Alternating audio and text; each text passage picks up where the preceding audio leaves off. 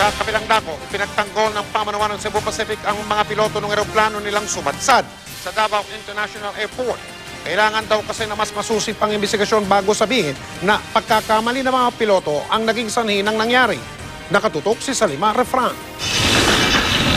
Ngayong naialis na sa runway ng Davao International Airport ang eroplano ng Cebu Pacific. Ayon sa kumpanya, masigit ng masusuri ang eroplano. Ang Cebu Pacific gusto ring matapos ang investigasyon bago sabihing human error ang nangyari. Pero giit nila, it landed on the runway. The aircraft landed on the runway and then it veered off of the runway after it landed. Alamin muna natin kung ano talaga yung nangyari, tapos doon tayo makakapagawa ng mga susunod na action. depensa pa ng Cebu Pacific, kapwa veterano na ang pilot at co-pilot ng Flight 5J971. Until such time that we have the final report, everything right now is still speculative. Pero nang tanungin namin kung ilan libong flight hours o karanasan sa pagpapalipad ng eroplano ang naitala na ni Captain Antonio Oropesa at co-pilot Edwin Perello, tumanggi muna ang Cebu Pacific na ilabas ang impormasyon dahil nagpapatuloy pa sa ngayon ang investigasyon.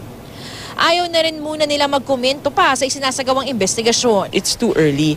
Right now, the investigation is ongoing, and until such time that we are able to review the contents or the flight data recorder and see the final report of the accident investigation unit, we can't really say that it was pilot error. Si dating CAAP Aircraft Accident Investigation Board Chief Captain Amado Soliman, di naiwasang magulat sa tila mabilis daw na paghusga na human error ang dahilan ng pagsasad ng eroplano. Lalo't hindi pa naman daw nasisilip ang laman ng flight data recorder. What are you talking about? Pilot error. You are not there in the cockpit with the pilots who were involved in the accident. Is it fair to them? In accident investigation, you cannot make conjectures.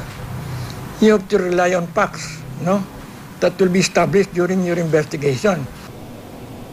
Maging ang Airline Pilots Association of the Philippines, ipinaliwanag na hindi biro ang pagiging piloto.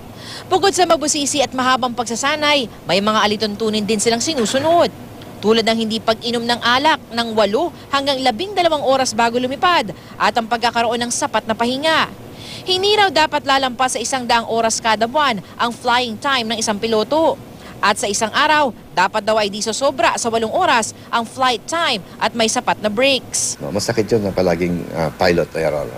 There are so many factors that involves an accidents, no? Like the wind, the weather, no? Kung mechanical error naman daw ang ibibigay na dahilan ngayong hindi pa tapos ang investigasyon, mas magiging malaking usapin daw. Yung manufacturer naman, at the same time, yung company, sila naman ang magbabanggaan. Salima Refran, Nakatutok, 24 Oras.